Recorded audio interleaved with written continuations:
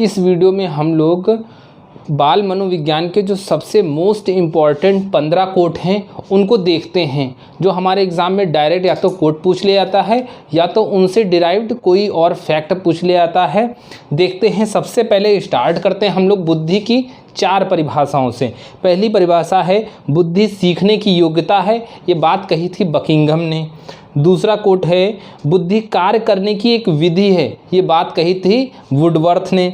तीसरा सेंटेंस है बुद्धि अमूर्त विचारों को सोचने की योग्यता है। किसको सोचने की योग्यता? अमूर्त विचारों को। और चौथा सेंटेंस है नवीन परिस्थितियों को झेलने की मस्तिष्क की नमनीयता है, ये बात किसने कही थी? मन ने। अब ये 4 सेंटेंस हम चाहे जितनी कोशिश कर लें याद करते रहेंगे, लेकिन बार बार हम लोग भूल जाएंगे। आइए जानते हैं इसकी एक टेक्निक जो हमें हमेशा के लिए परिभाषा याद करा देगी। यहाँ पर हमें दोबारा देखने की ज़रूरत नहीं पड़ेगी। बकिंघम, वुडवर्थ, टर्मन और मन, ये 4 लोग हैं। इधर कोई भी सेंटेंस लिखा होगा और हम लोग फटाक से कर लेंगे। चलिए यहाँ पर देखते हैं, हमने लिखा है एक जगह सीखना, और सीखना के जस्ट बगल में हमने लिख दिया सिंघम। लिख सकते हैं, सीखना लिखा और सीखने के बगल में सिंघम लिखा। और यहाँ पर लिखा हमने कार्य, कार्य की इंग्लिश होती है वर्क, लिख दिया। यहाँ पर लिखा हमने अमूर्त और बगल में लिखा टर्मन और नमन और मन। ठीक है, जैसे ही हमने सीखना के जस्ट बगल में हमने सिंघम लिखा था, तो वैसे ही सिंघम से हमारा बन जाएगा बकिंघम। सीखना से क्या बना? सिंघम, सिंघम से बकिंघम।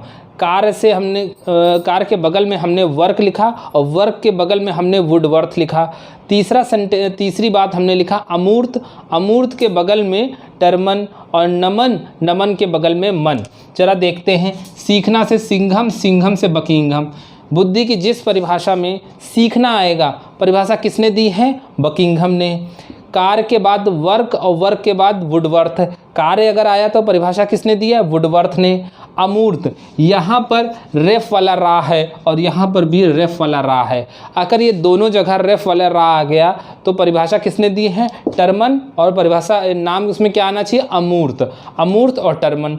तीसरा है नमन, नाम में ही मन आया है, परिभाषा किसने दी है? मन। अब जरा देखते हैं चारों कोट। बुद्धि सीखने की एक योग्यता है, सीखने की योग्यता है, हम समझ गए। सीखना से सिंघम, सिंघम से बकिंघम। बुद्धि कार्य करने की एक विधि है, कार्य से वर्क, वर्क से वुडवर्थ। बुद्धि अमूर्त विचारों को सोचने की योग्यता है, अमूर्त रेफ वाला रा, और हमने यहाँ पर टर्मन में रेफ वाला रा। नवीन परिस्थितियों को झेलने की मस्तिष्क की नमनीयता है, नमनीयता से मन। क्या चारों सेंटेंस याद हो गए हैं? अगर चारों को सेंटेंस याद हो गए हैं तो चैनल को सब्सक्राइब कर देंगे। ज़रा बाकी और भी देखते हैं। सबसे पहले बात करते हैं, यहाँ से 3 सेंटेंस को और देखते हैं। इन 3 को देखते हैं। एक हमारे मनोवैज्ञानिक थे थॉर्नडाइक, उन्होंने, हम जानते हैं थॉर्नडाइक का नाम हम सब ने सुना है। हम ये मानते हैं कि थॉर्नडाइक की एक दुकान थी, वो दिन भर बहुत काम करते थे और रात में सपने देखते थे। ठीक है, और उनकी दुकान पर एक बार क्या हुआ, 4-5 फ्रॉड लोग आए। कौन आया? 4-5 फ्रॉड लोग, और 12 सेल चोरी करके ले गए। ज़रा इस कहानी को याद रखेंगे। एक मनोवैज्ञानिक थे थॉर्नडाइक, वो रात को सो रहे थे, उनको अर्ध सपने आए और उनकी दुकान पे सपने में क्या हुआ, 4-5 फ्रॉड लोग आए और उन्होंने 12 सेल लेके चले गए। अब यहाँ पे ज़रा अपनी परिभाषाएं देखते हैं। 3 से 6 वर्ष तक का बालक अर्ध स्वप्नों में रहता है, ये बात किसने कही थी? थॉर्नडाइक ने। हमें सेंटेंस याद हो चुका है। 3 से लेकर 6 वर्ष का बालक अर्ध स्वप्नों में रहता है। हम जानते हैं थॉर्नडाइक को ही सपने आए थे, तो बात किसने कही थी? थॉर्नडाइक ने। ये सेंटेंस हमें याद हो गया।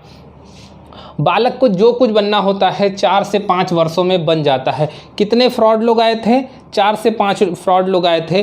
4-5 वर्षों में बालक बन जाता है जो कुछ बनना होता है। बात किसने कही थी? फ्राइड ने। कितने फ्रॉड लोग आए थे? 4-5 फ्रॉड लोग आए थे। तो यहाँ से हम ये याद रखेंगे, बालक को जो कुछ बनना होता है 4-5 वर्षों में बन जाता है। बात किसने कही थी? फ्राइड ने कही थी। अच्छा, फिर उसमें से कितने सेल चोरी करके ले गए? 12 सेल चोरी करके ले गए। बालक प्रारंभ के 6 वर्षों में बाद के 12 वर्षों के बराबर सीख लेता है।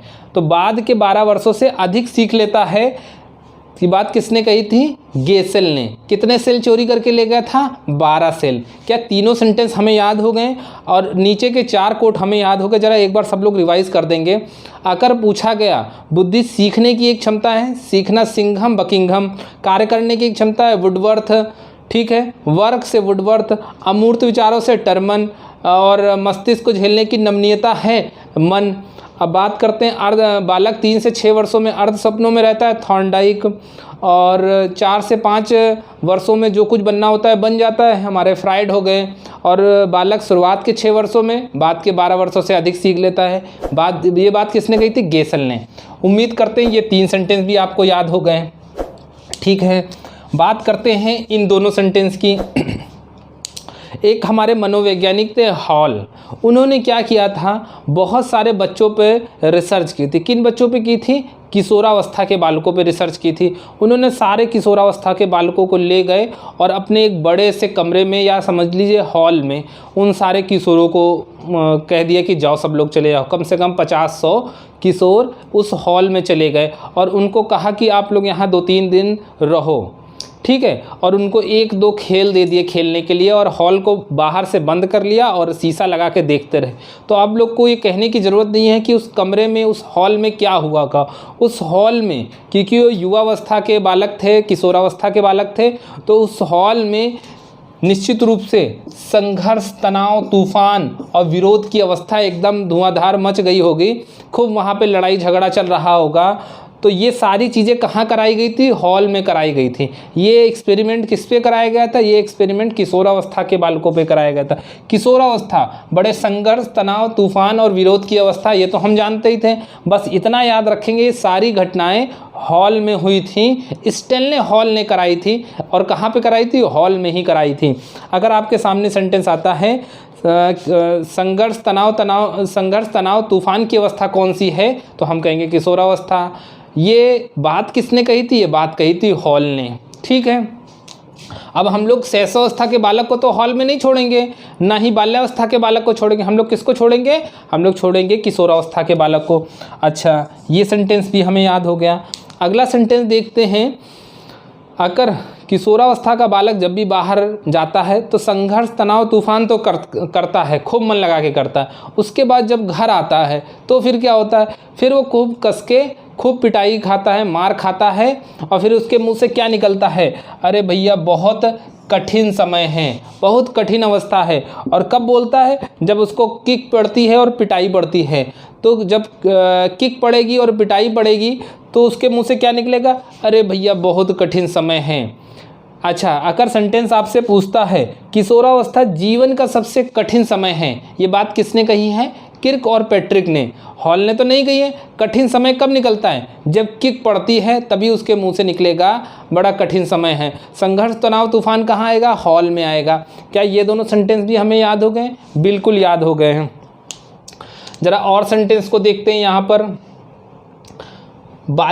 पर शैशवावस्था के सेंटेंस को देखते हैं। शैशवावस्था सीखने का आदर्श काल है, ये बात कही थी वैलेंटाइन ने। वैलेंटाइन ने अपने नाम के अकॉर्डिंग सोचा हम कोई ऐसी परिभाषा दें जहाँ पर आदर्श बातें आए। क्यों? क्योंकि वैलेंटाइन सबको मनाना बड़ा आदर्श लगता है। अगर इस पृथ्वी पर, इस भारत में वैलेंटाइन मनाने को सबको मौका मिल जाए, सब लोग कहेंगे बड़ा अच्छा आदर्श समय है। तो शैशवावस्था सीखने का आदर्श काल है, ये बात किसने कही थी? ये बात कही थी वैलेंटाइन ने। अच्छा, यहाँ पर थोड़ा सा लॉजिक भी लगाएंगे। शैशवावस्था सीखने का आदर्श काल है। यहाँ पर एक बात ये भी याद रखेंगे कि शैशवावस्था में सीखी हुई हर बात हमें पूरे जीवन भर याद रहती है। अगर बालक अपना नाम शैशवावस्था में सीखता है तो वो अपना नाम कम से कम जीवन भर नहीं भूलता है। खाना खाना वो शैशवावस्था में सीखता है तो कभी नहीं भूलता है। और चलना कब सीखता है? शैशवावस्था में सीखता है, वो भी कभी नहीं भूलता है, चाहे उसकी याददाश्त चली जाए। तो एक बात हम आपसे पूछेंगे, सीखने की आदर्श अवस्था कब है? तो हम कहेंगे शैशवावस्था। और ये बात किसने कही थी? ये बात कही थी वैलेंटाइन ने। वैलेंटाइन ने ये बात कही थी क्योंकि अगर सब कुछ अगर हमें वैलेंटाइन मनाने के लिए मिल जाए तो वो क्या होगा? वो होगा एक आदर्श अवस्था। शैशवावस्था सीखने का आदर्श काल है, बात किसने कही थी? वैलेंटाइन ने, ठीक है। अगला सेंटेंस देखते, एक व्यक्ति का दूसरे व्यक्ति से अंतर सार्वभौमिक घटना है। एक व्यक्ति का दूसरे व्यक्ति से अंतर सार्वभौमिक घटना जान पड़ता है। ये वैयक्तिक भिन्नता की परिभाषा है। अच्छा, सार्वभौमिक घटना, एक बात बताइए, सार्वभौमिक क्या खिलौने मिलना पूरे विश्व में सार्वभौमिक है? हाँ भैया, हर देश के बच्चे खिलौने ज़रूर खेलते हैं। तो सार्वभौमिक को हम लोग याद रखेंगे टॉय से, और टॉय से याद रखेंगे टाइलर। तो वैयक्तिक भिन्नता सार्वभौमिक है, ये बात किसने कही थी? ये बात कही थी टाइलर ने। एक व्यक्ति का दूसरे व्यक्ति से अंतर सार्वभौमिक है, ये बात किसने कही थी? टाइलर ने। सार्वभौमिक खिलौने हैं, और खिलौने से क्या बना? टाइलर। ये बात भी याद हो गई है। अगला सेंटेंस देखते हैं, बालक के जीवन में होने वाले क्रमिक परिवर्तनों को बाल विकास कहते हैं। ये देखिए, एक घर है, हम चाहते हैं अपने घर के बच्चों का विकास अच्छे से हो, बाल विकास हो। तो हम जब भी घर से बाहर निकलेंगे तो अपने घर के हर कमरे को लॉक करेंगे, हर कमरे को क्रम से लॉक करेंगे, हर कमरे को क्रम से लॉक करेंगे। ठीक है, हर कमरे को क्रम से लॉक करेंगे तो क्या होगा? बाल विकास होगा। ठीक है, जरा बाल विकास की परिभाषा बताएंगे। बालक के जीवन में होने वाले क्रमिक परिवर्तनों को बाल विकास कहते हैं। जैसे क्रमिक परिवर्तन आया और इसको कहते हैं बाल विकास। क्या हम लोग इसका अंदाज़ा लगा लेंगे कि हर कमरे को लॉक करेंगे तभी बाल विकास होगा? बिल्कुल, थोड़ा एक दो तीन बार इसको हम लोग पढ़ेंगे तो हमें निश्चित रूप से याद हो जाएगा। एक व्यक्ति का दूसरे व्यक्ति से अंतर सार्वभौमिक घटना है और खिलौने सार्वभौमिक हैं, तो बात टाइलर ने कही थी। जीवन में होने वाले क्रमिक परिवर्तनों को बाल विकास कहते हैं। बाल विकास करने के लिए हर कमरे को लॉक करना पड़ेगा। शैशवावस्था सीखने की आदर्श काल है, बात तो सही है। और ये इसके अलावा आदर्श क्या है? वैलेंटाइन मनाना आदर्श है, तो ये बात वैलेंटाइन ने कहा था। बालक को जो कुछ बनना होता है 4-5 वर्षों में बन जाता है। 4-5 फ्रॉड लोग आए थे। बालक प्रथम 6 वर्षों में बाद के 12 वर्षों से अधिक सीख लेता है। 12 सेल लेके गए थे गेसेल। 3 से 6 वर्ष तक का बालक अर्ध सपनों में रहता है। थॉर्नडाइक सपनों में रहते थे। बाल्यावस्था संवेगात्मक विकास का अनोखा काल है। जब जैसे ही बाल्यावस्था आएगी, 5 से लेकर 12 वर्ष तक का बालक कोलगेट से ब्रश करना चालू कर देगा। इसीलिए कहा गया बाल्यावस्था संवेगात्मक विकास का अनोखा काल है। किसने कहा था? कोल एंड ब्रूस ने। इस सेंटेंस को हम लोग कोल एंड ब्रूस से याद रख लेंगे। जब बालक कोलगेट से ब्रश करता है तो बड़ा अनोखा लगता है, बड़ा अच्छा लगता है, और बालकों का जो झूठ होता है वो भी हमें बड़ा रास आता है। क्या? बालकों द्वारा बोला गया मिथ्या हमें बड़ा रास आता है। अगला सेंटेंस है, बाल्यावस्था को मिथ्या परिपक्वता कहते हैं। ये बात किसने कही थी? रॉस ने। हमें क्या चीज़ रास आता है? बालकों की मिथ्या। जो बालक झूठ बोलते हैं तो हमें बड़ा रास आता है। तो बालक को बाल्यावस्था को मिथ्या परिपक्वता कहते हैं, ये बात कही थी रॉस ने। संघर्ष, तनाव, तूफान या विरोध की अवस्था हॉल ने। और सबसे कठिन समय क्या है? जब किर्क और पिट्रिक, जब खूब किक पड़ती हैं और पिटाई होती हैं। सीखने की योग्यता सिंघम और बकिंघम। कार्य करने की वर्क और वुडवर्थ। और अमूर्त विचारों से टर्मन, और नमनीयता से मन। बचा हमारा आखिरी सेंटेंस है, 20वीं शताब्दी बालकों की शताब्दी है। अच्छा, एक मनोवैज्ञानिक हैं क्रो एंड क्रो। उन्होंने देखा सारे मनोवैज्ञानिकों ने अपना नाम बना लिया और वो भी थे, उनका नाम था क्रो। तो वो मतलब आसमान के नीचे बैठकर लगातार ऊपर आसमान में कौवों को ही गिनते रहते थे और अंत में गिन के बताते थे 20 कौवे हैं। 20वीं शताब्दी बालकों की शताब्दी है, बात किसने कही थी? क्रो एंड क्रो ने। तो 20 संख्या को हम लोग याद रख लेंगे क्रो एंड क्रो से। अगर ये सारी ट्रिक अच्छी लगी हो, अगर हमें सारे सेंटेंस याद हो गए हों, तो प्लीज़ चैनल को सब लोग सब्सक्राइब कर देंगे।